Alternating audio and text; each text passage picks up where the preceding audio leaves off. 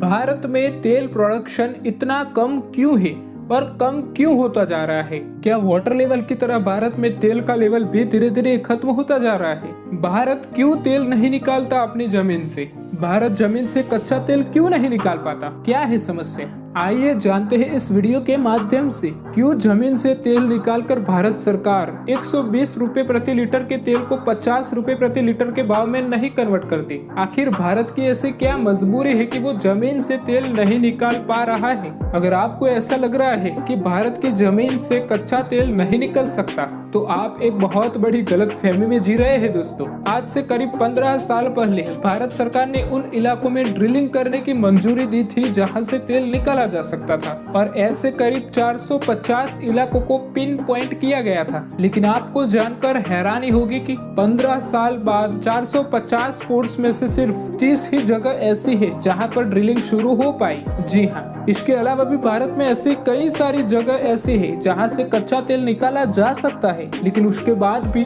हम 80% तेल सऊदी अरब से इंपोर्ट करते हुए रहते हैं और आज के समय में भारत सिर्फ 20% तेल ही खुद का निकालता है। अब आप सोच रहे होंगे कि ऐसा क्यों है? जब भारत सरकार को पता है कि भारत की जमीन के नीचे कच्चा तेल मौजूद है तो वो क्यों नहीं निकालता? क्योंकि दोस्तों, हमारे देश की व्यवस्था ही कुछ ऐसी है जिसकी वजह से कच्चा तेल आसानी से जमीन से बाहर नहीं निकल सकता। भारत में ONGC यानी कि ऑयल एंड नेचुरल गैस सरकारी लिमिटेड की एक कंपनी है और ये ऐसी कंपनी है जो भारत में लगभग 70% तेल निकालने का काम करती है। लेकिन हैरानी की बात तो ये है कि लगातार ONGC के तेल के कुएं सूखते जा रहे हैं। मुंबई हाई ONGC का एक ऐसा हिस्सा है समुद्र के ऊपर फ्लोटिंग टैंक बनाकर जहां से कच्चा तेल निकाला जाता है। लेकिन आपको जानकर हैरानी होगी कि 1999 में इस जगह से आखिरी बार सबसे ज्यादा तेल निकाला गया था। उसके बाद यहाँ से लगातार तेल का प्रोडक्शन घटता जा रहा है। ONGC के बहुत सारे कुएं ऐसे हैं जो आज के समय में बिल्कुल सूख चुके हैं और उन कुओं को पूरी तरह से बंद कर दिया गया है। आज भारत के हालात कुछ ऐसे हो गए हैं कि जब साल 2000 की साल में भारत में से 29.7 मैट्रिक टन तेल निकलता था तो आज वो 22 मैट्रिक टन जितना ही निकलता है। अब इतनी सारी चीजों को देखकर आप खुद समझ गए होंगे कि भारत में आज के समय कच्चे तेल की क्या स्थिति है। कितनी तेजी से कच्चे तेल के कुएं सूखते जा रहे हैं, लेकिन उसके बाद भी ड्रिलिंग प्रोसेस में तेजी क्यों नहीं दिखाई दे रही है? क्यों 15 साल में सिर्फ 30 ही जगह पर ड्रिलिंग की गई? क्यों ONGC नए तेल के कुएं की खोज नहीं कर रहा है और नहीं कर पाता? असल में दोस्तों, इसके पीछे कई सारे कारण मौजूद हैं, लेकिन उन कारणों में से एक कारण ऐसा है जो वाकई में आपको हैरान करके रख देगा।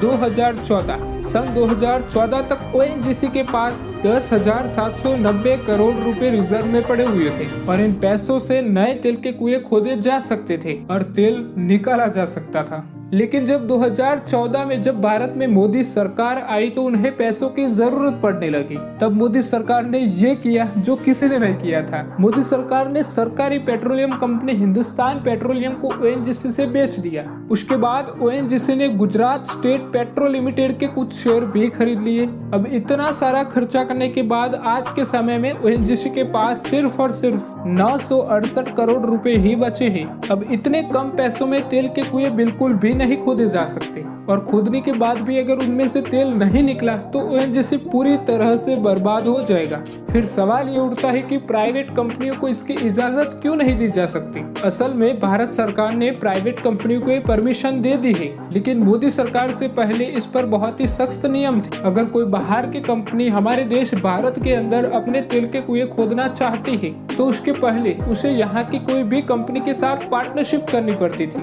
और उसके बाद इतना सारा पेपर वर्क होता था जिसके कारण कोई भी बाहर की कंपनी भारत में आकर तेल का कुआं नहीं खोदना चाहती थी। देखा जाए तो एक तरफ तो ये रूल बिल्कुल सही था कि भारत की जो धन संपदा, जो भारत के मिनरल रिजर्व्स है, उसका इस्तेमाल, जो रिसोर्सेज का इस्तेमाल जो भारत सरकार के अलावा बाहर के कोई भी लोग उन पर आधिपत्य ना गढ़ा पाए।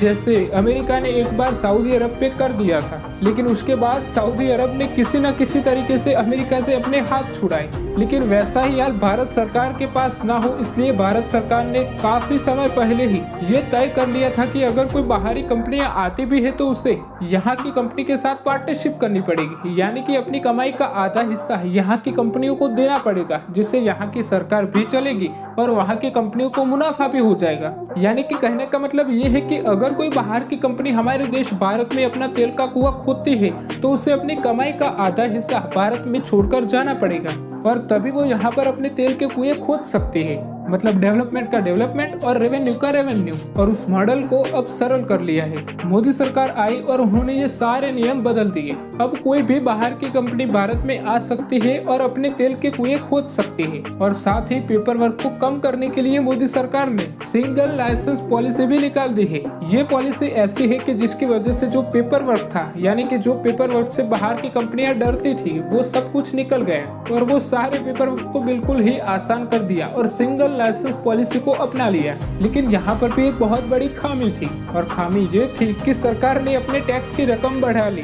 अब एक उदाहरण के तौर पर आप मानकर चलिए कि कोई बाहर की कंपनी हमारे देश में आती है और वो अपने तेल के कुएं को खोदती है और उनमें से 200 करोड़ रुपए का मुनाफा कमाती है, तो उस कंपनी को 40 करोड़ रुपए हमारी सरकार को टैक्स के तौर पर देना पड़ेगा। और ये 40 करोड़ रुपए बहुत बड़ी बात है दोस्तों। अब 200 करोड़ कंपनी ने कमाए और उसमें से भी 40 करोड़ सरकार को टैक्स देगी, तो वो कंपनी अपना मुनाफा कहां से निकालेगी। और इन सारी झंझटों के कारण ही कोई भी बाहर की कंपनी हमारे देश में आकर यहाँ पर पैसा इन्वेस्ट करना नहीं चाहती। और उन कंपनियों को एक दूसरा डर ये भी रहता है कि इतना सारा पैसा इन्वेस्ट करने के बाद भी अगर तेल का कुआं खोदने के बाद अगर तेल नहीं निकला तो क्या होगा, उनका तो करोड़ रुपए का नुकसान हो जाएगा। तो ये सारी बातों से क्या यही मतलब निकलता है कि हम पूरी जिंदगी सऊदी अरब के तेल पे ही डिपेंडेबल रहेंगे? क्या पूरी जिंदगी भारत सऊदी अरब के तेल पर ही डिपेंडेबल रहेगा? देखा जाए तो अब इस बात पर भारत सरकार को सोचना चाहिए, क्योंकि अब नहीं सोचा तो भारत सऊदी अरब के कच्चे तेल के अधीन हो जाएगा। आपने ये बात तो जरूर पढ़ी होगी कि एक समय ऐसा था जब सऊदी अरब ने इजराइल पर हमला कर दिया था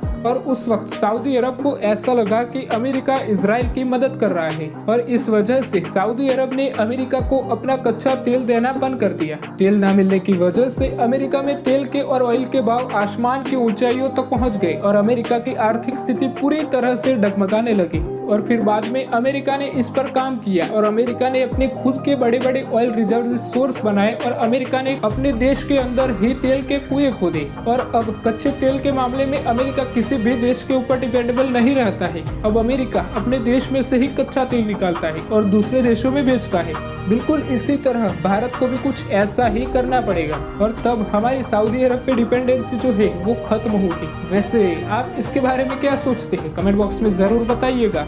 और आप इस वीडियो को जितना हो सके शेयर करें व्हाट्सएप पर, फेसबुक पर, क्योंकि लोगों को पता चल सके कि हमारे देश में भी कच्चा तेल मौजूद है। बस उसे निकालने के लिए बाहर की कंपनियों को देश में आने की जरूरत है। और बाहर की कंपनियां हमारे देश में जिस वजह से नहीं आ रही है, वो जो प्रोसेस है उसे आसान करने की जरूरत है। यानी कि बाहर की कंपनियां भारत में आए और तेल के कुएं खोदना शुरू करें, जिसकी वजह से भारत में भी खुद का तेल प्रोडक्शन स्टार्ट हो पाए और भारत को करोड़ों रुपए का मुनाफा हो। पर ऐसे और भी इंटरेस्टिंग वीडियोस को देखने के लिए चैनल को सब्सक्राइब करके बगल वाले बेल आइकन को प्रेस जरूर करें। मिलते हैं एक और नए वीडियोस में। तब तक के लिए दोस्तों आप अपनों का और अपना खुद का ख्याल रखें।